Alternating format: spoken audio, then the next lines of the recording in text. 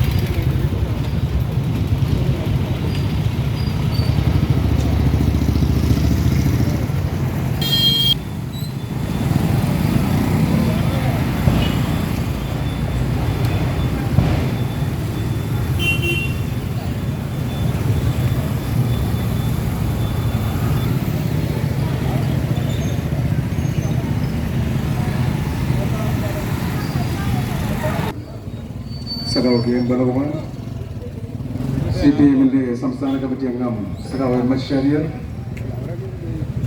MLA സഖാവ് കോവൂർ കുഞ്ഞുമോൻ,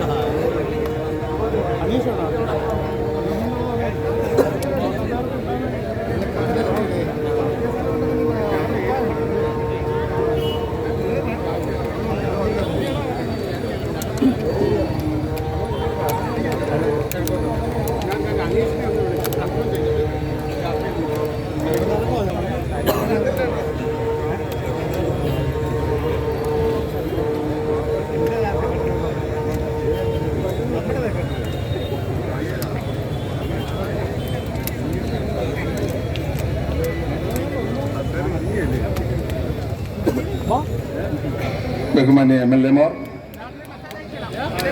ഇടതുപക്ഷ ജനാധിപത്യ മുന്നണിയുടെ നേതാവ് സഖാവ് ശിഹാബ്, ബഹുമാനായ അധ്യക്ഷൻ സഖാവ് അനിൽ പ്രത്യേകം, CPM-ന്റെ ഏരിയ സെക്രട്ടറി സഖാവ് രവീന്ദ്രൻ ഇവിടെ എത്തിച്ചേർന്നിരിക്കുന്നത്.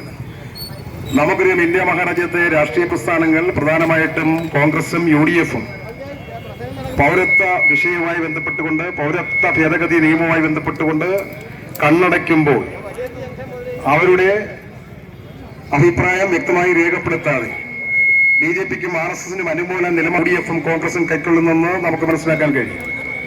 ആ അവസരത്തിലാണ് ഇടതുപക്ഷ ജനാധിപത്യ മുന്നണി യാതൊരു സംശയവുമില്ലാതെ വർഗീയതയ്ക്കെതിരായിട്ടുള്ള കടുത്ത നിലപാട്, 100% നിലപാട് എപ്പോഴും സ്വീകരിക്കുന്ന ഇടതുപക്ഷ ജനാധിപത്യ മുന്നണി പൗരത്വ ഭേദഗതി നിയമം കൊണ്ടുവന്നിട്ടുള്ളത് ഇന്ത്യയിലെ മുസ്ലിങ്ങൾക്കെതിരാണ് എന്ന പച്ചയായ യാഥാർത്ഥ്യം തുറന്നു പറഞ്ഞുകൊണ്ട് ഇന്ത്യയിലെ മുസ്ലിങ്ങൾ പ്രസ്ഥാനം ഇടതുപക്ഷ പ്രസ്ഥാനമാണെന്ന് ഇന്ത്യയിലും കേരളത്തിലെ ജനങ്ങൾക്കറിയാം.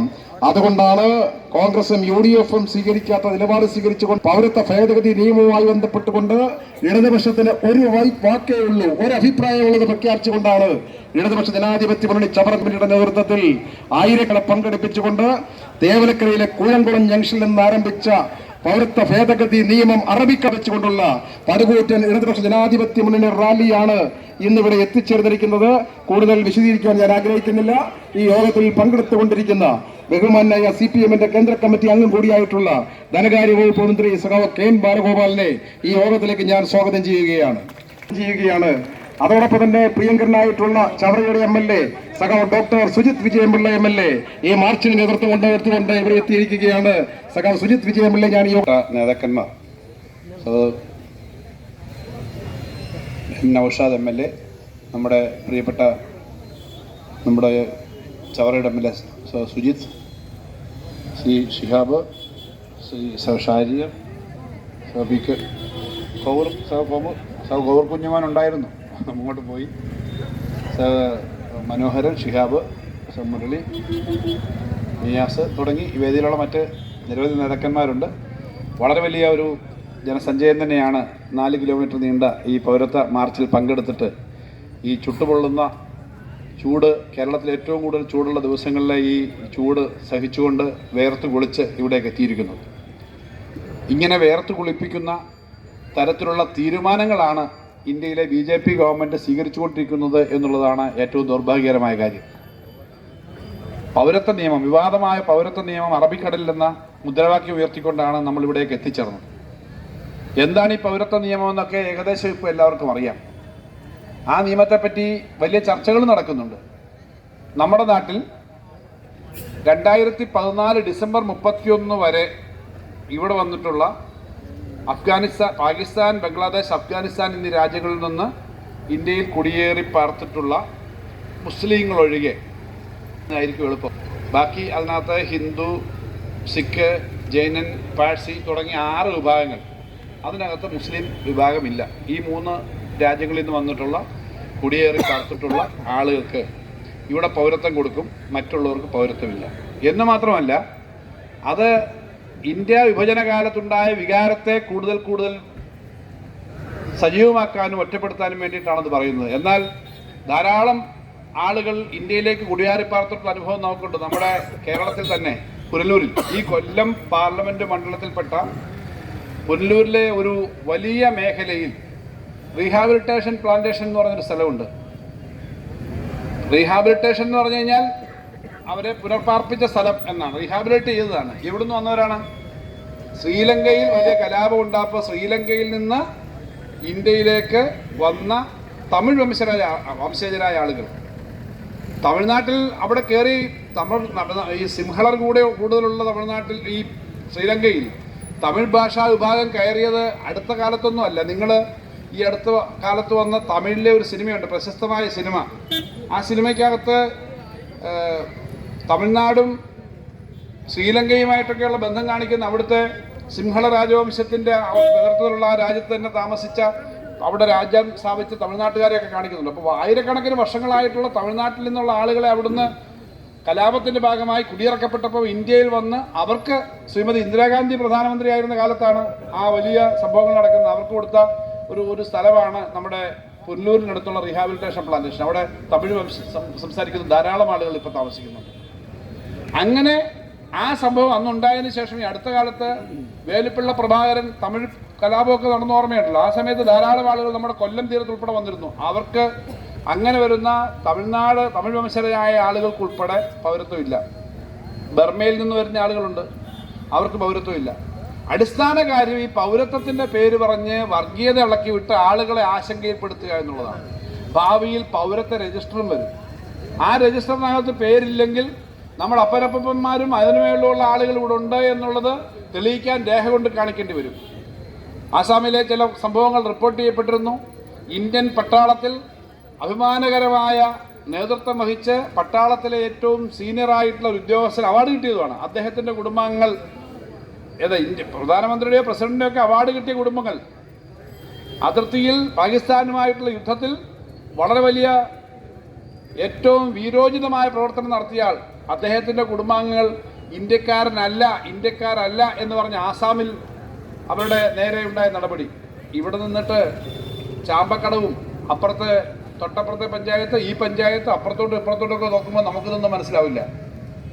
പക്ഷേ ഇന്ത്യയുടെ പല ഭാഗങ്ങളിലും പാകിസ്ഥാൻ്റെയും ബംഗ്ലാദേശിൻ്റെയും ഒക്കെ അതിർത്തിയിൽ കിടക്കുന്ന ആസാം പോലുള്ള സംസ്ഥാനവും ബംഗാൾ പോലെയൊക്കെയുള്ള സംസ്ഥാനങ്ങളിൽ ധാരാളം ഇത്തരം പ്രശ്നങ്ങളുണ്ട്. അവിടെയുള്ള ആളുകളെ ഇവിടുന്ന് നാട് കടത്താൻ വേണ്ടി തീരുമാനിക്കുന്നു എന്നുള്ളതാണ് ഒരു കാര്യം. മറ്റൊരു കാര്യം, രാജ്യത്താകെ ഹിന്ദു മുസ്ലിം എന്ന നിലയിലൊക്കെ ഹിന്ദു മുസ്ലിം ക്രിസ്ത്യാനി വർഗീയതയുടെ അടിസ്ഥാനത്തിൽ ആളുകളെ മാറ്റുക. ഈ തീരുമാനം എടുത്തുകൊണ്ട് മുന്നോട്ട് പോകാനാണ് അവർ തീരുമാനിച്ചിരിക്കുന്നത്. അതിൻ്റെ കാര്യങ്ങൾ ധാരാളം നടക്കുന്നു, പ്രതിഷേധം നടക്കുന്നു. ഇതൊക്കെ നടക്കുമ്പോൾ ഇതൊരു തെരഞ്ഞെടുപ്പ് അജണ്ടയാക്കാൻ വേണ്ടിയിട്ടാണ് BJP ഉദ്ദേശിക്കുന്നത്. അങ്ങനെ ഒരു അജണ്ട വരുമ്പോൾ CAA എന്ന് പറയുന്ന ഈ നിയമത്തിനെ പറ്റിയുള്ള അഭിപ്രായം പറയാൻ കോൺഗ്രസ് പാർട്ടി തയ്യാറായിട്ടില്ല എന്ന് മാത്രമല്ല, അത് പ്രകടന പത്രികയിൽ മാനിഫെസ്റ്റോയിൽ നിങ്ങൾ ഇതിനെപ്പറ്റിയുള്ള സമീപനം പറയാത്തത് എന്തെന്ന് ചോദിച്ചപ്പോൾ ശ്രീ MM ഹസനും VD സതീശനും പറഞ്ഞത് ഞങ്ങൾക്ക് സൗകര്യമില്ല അതിനെപ്പറ്റി എഴുതാനെന്നാണ്. നിങ്ങൾ വായിച്ചതാണ്. അങ്ങനെയാണ് അവരുടെ സമീപനം. കേരളത്തിലെ ഗവൺമെൻറ് പിണറായി വിജയൻ, കേരളത്തിൻ്റെ മുഖ്യമന്ത്രി നേതൃത്വം കൊടുത്തുകൊണ്ട് കേരള നിയമസഭ പ്രത്യേകം വിളിച്ചു ചേർക്കുകയും അവിടെ പ്രമേയം പാസാക്കുകയും ഇന്ത്യയിൽ ഈ നിയമം നടപ്പിലാക്കാൻ സംസ്ഥാനങ്ങൾ തീരുമാനമെടുക്കണം, കേരളത്തിൽ ഇത് നടപ്പിലാക്കാൻ പോകുന്നില്ല എന്ന് പറഞ്ഞ് നമ്മുടെ സംസ്ഥാന നിയമസഭ പ്രഖ്യാപിച്ചു. സംസ്ഥാനത്തെ രാഷ്ട്രീയ പാർട്ടികളെല്ലാം വിളിച്ചു കൂട്ടിയിരുന്നു അദ്ദേഹം.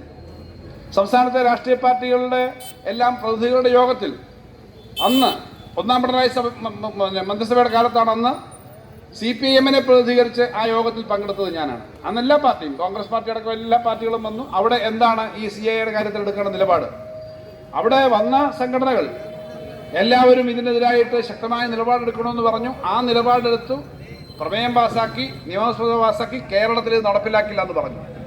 ഈ കാര്യം നടന്നു. ഇപ്പോൾ വീണ്ടും തെരഞ്ഞെടുപ്പ് വന്ന സമയത്ത് ഇതേ കാര്യം ചർച്ച വന്നപ്പോൾ നമ്മുടെ മുഖ്യമന്ത്രി പറഞ്ഞു ഇത് നടപ്പിലാക്കാൻ കേന്ദ്ര ഗവൺമെൻറ് തീരുമാനിച്ചല്ലോ, ഡേറ്റ് ഇട്ടിട്ട് നടക്കാൻ തീരുമാനിച്ചല്ലോ. നമ്മുടെ മുഖ്യമന്ത്രി പറഞ്ഞു കേരളത്തിലെ LDF ഗവൺമെൻറ് അഭിപ്രായം ഇതാണ്, ഞങ്ങൾ നടപ്പിലാക്കില്ല. അപ്പോൾ എന്താണ് രണ്ട് പേര് പറഞ്ഞതെന്ന് നിങ്ങൾ ശ്രദ്ധിച്ചു.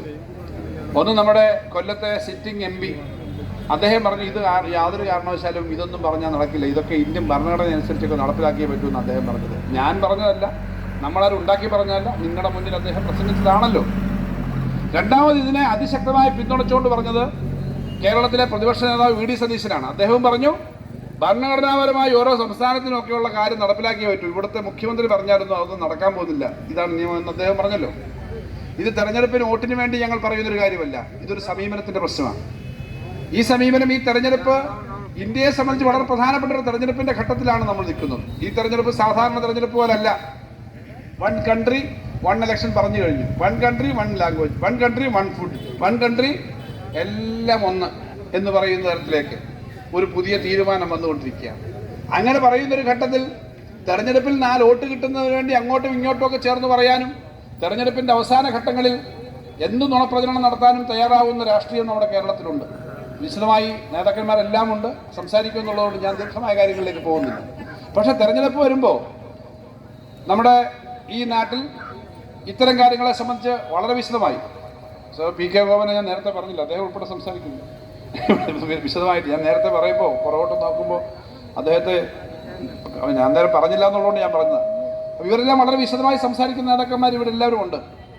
തെരഞ്ഞെടുപ്പ് വരുന്ന ഘട്ടത്തിൽ എന്താ പറയുന്നത്, കഴിഞ്ഞ തെരഞ്ഞെടുപ്പിൻ്റെ സമയത്ത് എനിക്കും അറിയാമല്ലോ, ഞാനൊരു സ്ഥാനാർത്ഥിയായിരുന്നു. കഴിഞ്ഞ ലോക്സഭാ തെരഞ്ഞെടുപ്പിൽ കൊല്ലം മണ്ഡലത്തിലെ സ്ഥാനാർത്ഥിയായിരുന്നു. തെരഞ്ഞെടുപ്പിൻ്റെ അവസാന ഘട്ടത്തിൽ കേരളത്തിൽ ആകെ പറഞ്ഞെന്താ? തെരഞ്ഞെടുപ്പ് വന്ന സമയത്ത് പറഞ്ഞു ഇടതുപക്ഷം വളരെ നല്ലതാണ്, കേരളത്തിൽ ഇടതുപക്ഷ ഗവൺമെൻറ് വേണം, മാർക്സിസ്റ്റുകാരും കമ്മ്യൂണിസ്റ്റുകാരും ഇടതുപക്ഷമൊക്കെ വേണം. പക്ഷെ കേന്ദ്രത്തിൽ പോയിട്ട് എന്താ? കേന്ദ്രത്തിൽ ഇവർ പോയിട്ടെന്താ? ഇവിടുത്തെ കേന്ദ്രത്തിൽ ഇപ്രാവശ്യം മോഡി ഗവൺമെൻറ്റിന് അത്ര അധികം നമ്പറൊന്നും കിട്ടില്ല. അപ്പോൾ കോൺഗ്രസും മോഡി ഗവൺമെൻറ്റും മോഡിയുടെ BJPയും തമ്മിലാണ് മത്സരം. അതുകൊണ്ട് കോൺഗ്രസിന് പരമാവധി എണ്ണം കിട്ടിയെങ്കിൽ മാത്രമേ പ്രധാനമന്ത്രി ആവാൻ വിളിക്കത്തുള്ളൂ. അതുകൊണ്ട് രാഹുൽ ഗാന്ധി പ്രധാനമന്ത്രി ആവണമെങ്കിൽ കോൺഗ്രസിന് വോട്ട് ചെയ്യണം. അവസാനം ഇതിന് ചില തീവ്ര നിലപാടുള്ള സംഘടനകളൊക്കെ വീടുകളിൽ കയറി ഈ കാര്യമൊക്കെ പറഞ്ഞ് വലിയ പ്രവർത്തനം നടത്തി. അതിനൊപ്പം ശബരിമലയുടെ പ്രചരണം ഉണ്ടായിരുന്നു, നിങ്ങൾക്കറിയാം. വീടുകളിൽ കയറി പറഞ്ഞു ഇങ്ങനെ ഈ കേരളത്തിൽ ഇന്ത്യയിൽ ഇടതുപക്ഷത്തിന് സീറ്റ് അങ്ങോട്ട് കൊടുത്തു വിട്ടിട്ട് കാര്യമില്ല, കോൺഗ്രസിന് കൊടുക്കണം. എന്താ അതിനുശേഷം ഉണ്ടായ സംഭവം? ഇപ്രാവശ്യം തെരഞ്ഞെടുപ്പ് വന്നപ്പോൾ ശ്രീ രാഹുൽ ഗാന്ധി പോലും വിചാരിക്കുന്നില്ല കോൺഗ്രസ് ഏറ്റവും വലിയ ഇന്ത്യ മുന്നണിയിലെ ഏറ്റവും വലിയ കക്ഷിയാവുമെന്ന്.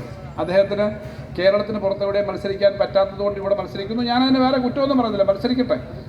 പക്ഷേ 2 അക്കം 10-ലധികം നമ്പർ കോൺഗ്രസിനുള്ളത് ആകെ കേരളത്തിലാണ്. 15 ഉണ്ട്. 10-ലധികം വേറെ എവിടെയില്ല ഇന്ത്യയിൽ. എവിടെ ഉണ്ട്? ഏത് സംസ്ഥാനത്തുണ്ട്? ഇന്ത്യയിൽ ഒരു സംസ്ഥാനത്തിനും കോൺഗ്രസിന് 10-ലധികം നമ്പറില്ല. അഥവാ എവിടെങ്കിലും ഉണ്ടെങ്കിൽ അതും ഉണ്ടാകാത്ത നന്നായി, ഉള്ളതെല്ലാം BJP ചേരുന്നുണ്ട്.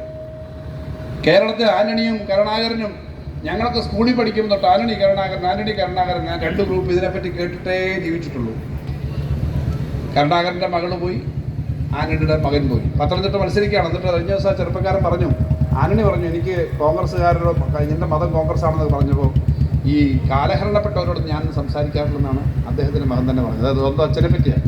കാലഹരണപ്പെട്ടവരൊക്കെ വീട്ടിലിരിക്കണമെന്ന് പറയുന്ന തരത്തിലേക്ക് അദ്ദേഹത്തിൻ്റെ മകൻ പറഞ്ഞു. എന്തായാലും നമ്മളെ സംബന്ധിച്ച് വളരെ വിഷമമുണ്ട്. കോൺഗ്രസിൻ്റെ ദീർഘകാലമായ നേതാക്കന്മാരായിരുന്ന ആന്റണിയുടെയും കരുണാകരൻ്റെയും മക്കൾ BJPയിലേക്ക് പോയി എന്നുള്ളതല്ല. ഇന്ത്യയിലെ 12 മുൻ മുഖ്യമന്ത്രിമാർ കോൺഗ്രസ് നേതാക്കന്മാർ ഇപ്പോൾ BJPയിലാണ്. അവർക്ക് CAA വന്നാലും പ്രശ്നമില്ല, വേറെന്ത് വന്നാലും പ്രശ്നമില്ല, ഇത് അങ്ങോട്ട് ചേരാനും പ്രശ്നമില്ല, ഇങ്ങോട്ട് ചേരാനും പ്രശ്നമില്ല. അതുകൊണ്ട് തെരഞ്ഞെടുപ്പിൻ്റെ അവസാന ഘട്ടങ്ങളിൽ വീണ്ടും ഇതേപോലെ ഇറങ്ങും. ഇപ്പോൾ ഒരു ചാൻസ് വന്നിട്ടുണ്ട്, ഞങ്ങൾ വല്ലപോലെ മുന്നോട്ട് വന്നിരിക്കുകയാണ്. അതുകൊണ്ട് ഇപ്രാവശ്യം ഞങ്ങൾക്ക് വോട്ട് ചെയ്യണം. നമ്മളൊക്കെ രഹസ്യമായിട്ട് ഇത് ചെയ്യണം. കാരണം ഈ ന്യൂനപക്ഷങ്ങളുടെ താല്പര്യമൊക്കെ സംരക്ഷിക്കണമെങ്കിൽ കോൺഗ്രസിന് നമ്പർ കൂടണമെന്ന് ഇപ്രാവശ്യം പറയും. അവസാന ഘട്ടത്തിൽ ഇത് ഉണ്ടെന്ന് നമുക്കെങ്ങനെ മനസ്സിലാവുന്നറിയോ? തെരഞ്ഞെടുപ്പിൻ്റെ മുമ്പ് വരെ വളരെ സന്തോഷമായിട്ട് ഇരുന്നിരുന്ന ആളുകൾ തെരഞ്ഞെടുപ്പിൻ്റെ വോട്ടിൻ്റെ ദിവസം വന്നപ്പോൾ മുഖത്ത് നോക്കുന്നുണ്ട്. കുറ്റബോധം കൊണ്ട് കൊടുക്കേണ്ടത് ഇടതുപക്ഷത്തിനാണെന്ന് അറിയാം. ഞാനിവിടെ വന്നപ്പോൾ എനിക്കൊന്ന് പന്മനയാണ് ഞാൻ ലാസ്റ്റിൽ എല്ലായിടത്തും പോയിട്ട് അങ്ങ് കടക്കിൽ നിന്ന് തുടങ്ങി വന്ന് പന്മനയാണ് ലാസ്റ്റ്. ബൂത്തിലിങ്ങനെ ഭയങ്കര ക്യൂ. അപ്പോൾ ഞാൻ ആളുകൾ മുഖത്ത് നോക്കുന്നില്ല. അപ്പോൾ അവർക്ക് കുറ്റബോധമുണ്ട്. കാരണം ഈ അവസാനം ഈ പറഞ്ഞത് രാഹുൽ ഗാന്ധി വരാനായിട്ട് വോട്ട് കൊടുക്കാതിരിക്കാൻ പറ്റത്തുമില്ല എന്നാ ഇടതുപക്ഷത്തോണ്ട് അവിടെ അസുഖം. അപ്പോൾ ഇരുപേർക്ക് ചുറ്റും ഞാൻ MLA പറഞ്ഞു, ഇപ്പോൾ ആളുകൾ നോക്കുന്നില്ല. നമ്മൾ 3-4 ദിവസം മുമ്പ് കണ്ട പോലല്ല. ഇപ്രാവശ്യം അങ്ങനെ